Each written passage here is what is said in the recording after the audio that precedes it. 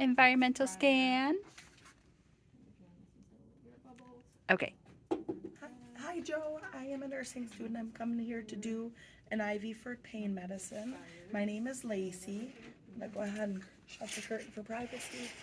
Sanitize my hands. Grab some gloves. May I get your name and date of birth, please?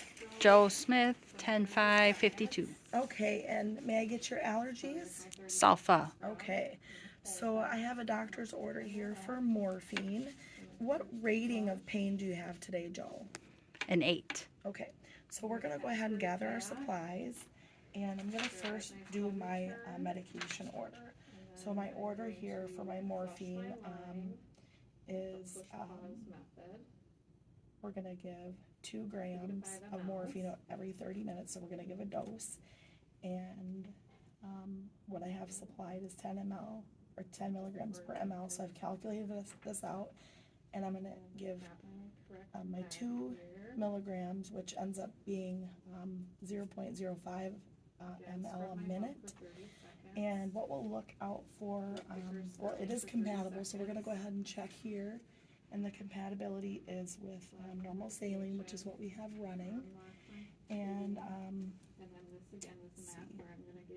the dose of this is 1 dose is recommended 2 to 10 milligrams, which is what I have is the 2 milligrams every 3 to 4 hours.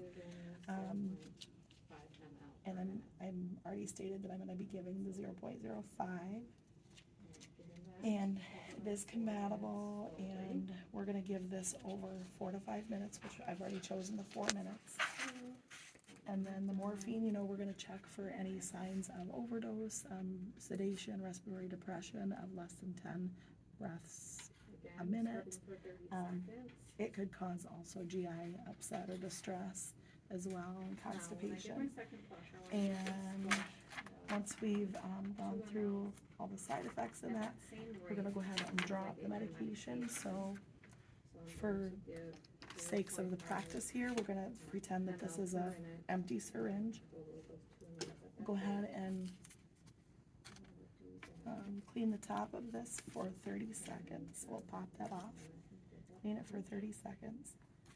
We'll draw up our 2 milligrams, so we will put in 2 milligrams of air, or 2 mLs of air into our syringe, put that in, pull out the 2 ml.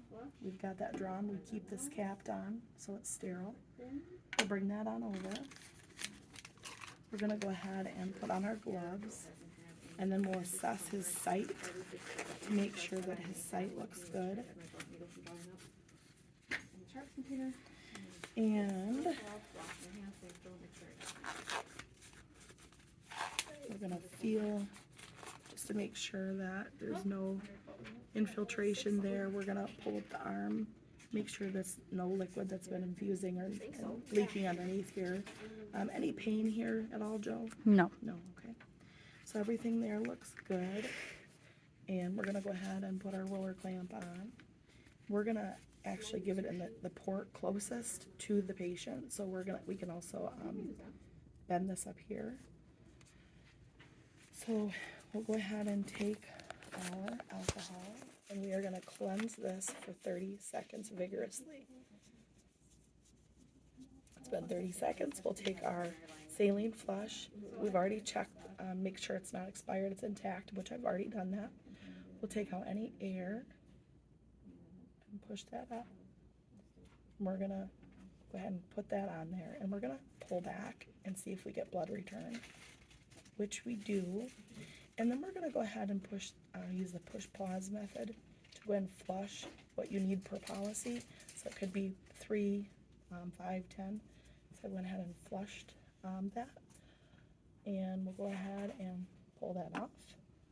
Put the cap down.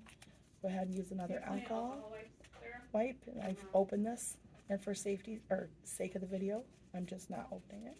We'll cleanse that vigorously for 30 seconds.